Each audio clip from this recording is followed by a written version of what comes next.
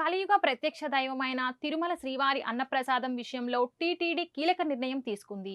శ్రీవారి భక్తులకు రుచికరమైన ఆహారాన్ని అందించేలా అన్నప్రసాదం మెనూలో మార్పులు చేసింది.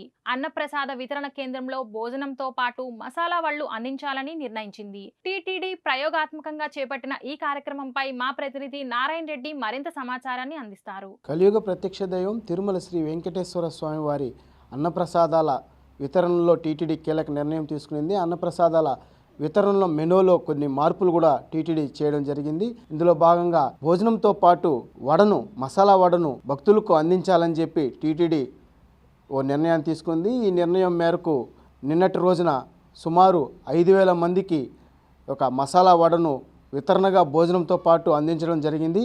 వెల్లుల్లి ఎర్రగడ్డలు లేకుండా ఈ యొక్క మసాలా వడను తయారు చేసి భక్తులకు భోజనంతో పాటు వితరణగా వడ్డించారు. ఈ యొక్క ఏదైతే ఈ మసాలా వడను స్వీకరించిన భక్తులు బాగుందని చెప్పి కూడా చెప్పడంతో అంటే పైలట్ ప్రాజెక్టుగా నిన్ననే ప్రారంభించారు. ఇది త్వరలో అంటే భక్తుల అభిప్రాయాలను పరిగణలోకి తీసుకొని అలాగే సాధ్యాసాధ్యాలను పరిశీలించి ఫిబ్రవరి 4వ తేదీ రథసప్తమి తర్వాత స్కీమ్ని పూర్తి స్థాయిలో అమలు చేయడానికి టీటీడీ యంత్రాంగం చర్యలు చేపడుతోంది. అంటే ఇప్పటికే భోజనంతో పాటు ఒక స్వీటు, తాలింపు, సాంబారు, రసము, మజ్జిగను వితరణగా టీటీడీ ఒక భక్తులకు భోజనం సమయంలో అందిస్తోంది. అదే తరహాలో ఒక మసాలా వడను కూడా జోడించి మెనూలో మార్పులు తీసుకొచ్చినట్టుగా కూడా తెలుస్తోంది. అంటే టీటీడీ పాలక మండలి వచ్చిన తర్వాత సరికొత్త నిర్ణయాలను తీసుకుంటూ భక్తులకు ఆమోదయోగ్యమైన నిర్ణయాలను తీసుకుంటూ వాటిని సాధ్యాసాధ్యాలను పరిశీలించిన తర్వాత అమలు చేస్తోంది.